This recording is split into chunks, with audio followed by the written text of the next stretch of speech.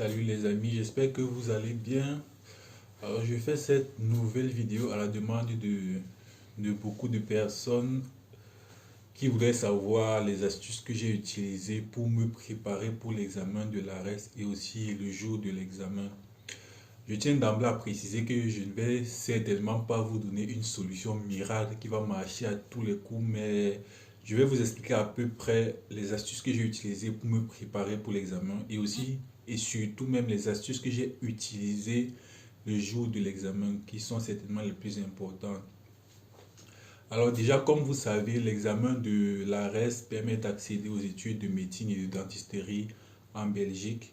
Et cet examen-là comporte 8 matières. Nous avons 4 matières scientifiques, la biologie, la physique, la chimie, les mathématiques, et 4 matières non scientifiques, communication, éthique, empathie et raisonnement. Voilà. Alors pour les 4 matières scientifiques, vous pouvez avoir des documents qui vous permettent de vous préparer aisément, mais pour les matières non scientifiques, dans les matières humaines, c'est un peu plus compliqué parfois d'avoir des documents qui couvrent vraiment tout le programme. Alors, je vais commencer par vous expliquer comment je me suis préparé pour les matières scientifiques. Déjà, j'ai commencé à me préparer pour l'examen de la RES en fin janvier. Donc, de fin janvier jusqu'en juillet, ça fait à peu près 6 mois. Ce que j'ai fait, c'est que je me suis donné les 4 premiers mois pour regarder, pour visiter tout le programme des matières scientifiques, donc de mathématiques, de physique, de chimie et de biologie. Alors, ce que j'ai fait, c'est que je me suis débrouillé pour lire 2 chapitres par semaine. Ça veut dire que je prenais un chapitre d'une matière et un autre chapitre d'une autre matière. Et la semaine qui suivait, je prenais les 2 matières restantes. Ça veut dire quoi, par exemple? La première semaine, je prends par exemple le premier chapitre de mathématiques et le premier chapitre de physique. Et la semaine prochaine, je prends le premier chapitre de biologie et le premier chapitre de chimie. Voilà, donc c'est comme ça que je faisais pour varier un peu. Mais je lisais donc en tout chaque semaine 2 chapitres de matière scientifique. Voilà. Et donc comment je faisais? Du lundi au vendredi, je lisais les cours avec les exercices, avec quelques exercices pour me tester sur le cours que j'ai lu. Et le week-end, donc, je traitais un maximum d'exercices pour me rassurer que j'ai vraiment bien compris la notion. Donc, je prends un exemple. Si la première semaine, j'étudie la mathématique et la physique, si cette semaine-là, je suis en train de lire, par exemple, sur l'analyse en mathématiques, je vais lire de lundi à mardi sur l'analyse avec juste quelques questions de compréhension du cours. Et mercredi à vendredi, je vais prendre aussi un chapitre en physique. Je vais prendre par exemple le chapitre sur les lentilles et je vais lire tout le cours sur les lentilles avec aussi quelques questions de compréhension du cours. Donc de lundi à vendredi, c'était vraiment le cours pour bien comprendre le cours. Et maintenant, le week-end, samedi et dimanche, j'ai traité un maximum d'exercices sur les 2 chapitres que j'ai lus. C'est-à-dire, le samedi, je lisais par exemple, je traitais les exercices d'analyse en mathématiques et le dimanche, je traitais les exercices du chapitre de physique que j'ai lu. Et la semaine qui suivait, je faisais la même chose pour la chimie et la biologie. Et donc, en faisant cela, j'avais vraiment parcouru tout le programme et beaucoup d'exercices de toutes les matières scientifiques en à peu près 12 semaines, donc à peu près 3 mois ou 4 mois. Voilà. Maintenant, comment est-ce que je me suis préparé pour les matières non scientifiques, dans les matières humaines? Ce que je faisais, c'est que, étant donné qu'il n'y a pas vraiment de support de cours qui te permet d'avoir des notions claires pour les matières non scientifiques, c'est que je traitais beaucoup de questions. Alors, durant la semaine, je me suis préparé sur la même durée. Donc, ce que je faisais, c'est que du lundi au vendredi, je traitais 2 questions par matière non scientifique. Ça veut dire que lundi, je traite 2 questions de raisonnement, 2 questions d'éthique, 2 questions d'empathie, 2 questions de communication. Mardi, 2 questions d'éthique, 2 questions d'empathie, 2 questions de communication, 2 questions de raisonnement, et ainsi de suite jusqu'à vendredi. Et dans le dimanche encore, je prenais donc un sujet. Dans le samedi et le dimanche, autant pour moi dans le week-end, je prenais un sujet pour les matières non scientifiques et je le traitais. Donc voilà à peu près comment je me suis préparé pour l'examen de l'arrêt, ce qui fait que j'ai quand même été prêt assez tôt et ce qui m'a permis de traiter un maximum de questions en jeune pour bien me tester et être sûr que je suis prêt pour l'examen de l'arrêt. Maintenant, quelle est l'attitude que j'ai eue le jour de l'examen? C'est quelque chose qui est très important parce que beaucoup de gens ont toutes les connaissances qu'il faut pour réussir l'examen de l'ARES, mais ne vont pas forcément réussir parce qu'ils n'ont pas eu une bonne stratégie le jour de l'examen. Déjà, pour avoir une bonne stratégie pour réussir l'examen de l'ARES, il est important de se rappeler des critères de réussite. Alors, il y a deux grands critères de réussite. Le premier critère de réussite, c'est d'avoir 10 de moyenne dans chacune des deux parties. Donc, vous devez avoir 10 de moyenne dans la partie scientifique et 10 de moyenne dans la partie humaine. Et le deuxième critère de réussite, c'est que dans aucune des 8 matières, vous ne devez avoir moins de 8 sur 20.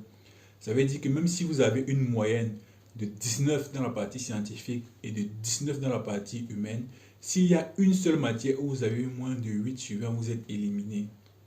Et enfin, le troisième critère, qui est un critère qui est uniquement valable pour les étrangers, c'est qu'il y a un quota de 30%. Donc, vous devez vous débrouiller pour avoir la moyenne la plus élevée possible pour être sûr d'être dans le quota de 30%.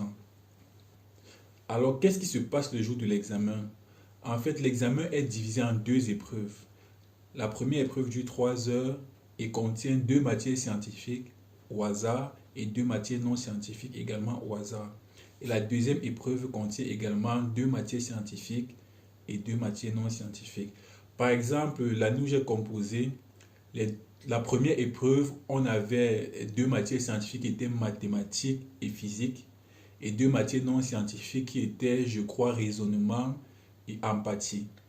C'était cette première épreuve-là qui était de 9h à 12h.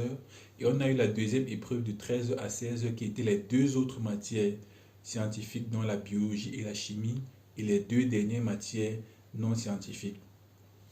Donc, ce que moi je conseille, c'est d'être équilibré parce que si vous vous dites par exemple que vous êtes très doué en physique et que sur l'épreuve, vous allez faire 2 heures de temps pour répondre à toutes les questions de physique et avoir 20 sur 20, c'est bien beau d'avoir 20 sur 20 en physique, mais si vous avez pris 2 heures de temps pour avoir 20 sur 20 en physique, vous êtes d'accord avec moi qu'en 1 heure, vous ne pourrez pas parcourir les 3 autres matières de la première épreuve.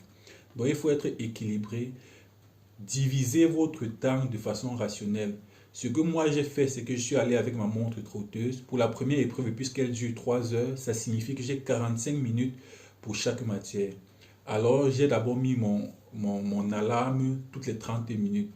Ça veut dire que lorsque j'ai commencé la physique, j'ai traité les questions de physique, j'ai répondu aux questions de physique pendant les 30 premières minutes. Lorsque mon alarme a sonné, peu importe où je me suis trouvé, que j'ai répondu à 10 questions ou 12 questions, je me suis arrêté pour passer sur la matière qui suivait. Après 30 minutes, j'ai fait pareil et ainsi de suite. Et à la fin, il me manquait donc 1 heure pour allonger un peu les bouts, pour voir où je ne me suis pas bien débrouillé pour euh, augmenter les points que j'avais déjà. Mais c'est très important d'avoir un temps rationnel pour chaque matière. Après, vous pouvez ne pas mettre le même nombre de temps. Si vous jugez par exemple que pour les matières humaines, vous n'avez pas besoin de beaucoup de temps, comme les matières scientifiques, vous pouvez mettre par exemple 45 minutes pour la première matière scientifique, 45 autres minutes pour la deuxième matière scientifique, 30 minutes pour la première matière humaine et 30 minutes pour la deuxième matière humaine. Comme ça, il vous manquera 30 minutes après avoir traité les 4 parties pour regarder un peu ce que vous devez ajuster. Mais c'est très important de fixer ce temps et de ne pas vous retrouver à moins 30 minutes ou à moins 1 heure de la fin de l'épreuve alors que vous êtes seulement sur la première matière, tout simplement parce que vous souhaitez avoir 20 sur 20. Ok, la deuxième astuce que je donne le jour de l'examen, c'est que même si vous connaissez une question, vous connaissez le raisonnement qu'il faut pour trouver une question, mais que ce raisonnement-là va prendre beaucoup de temps, sautez cette question.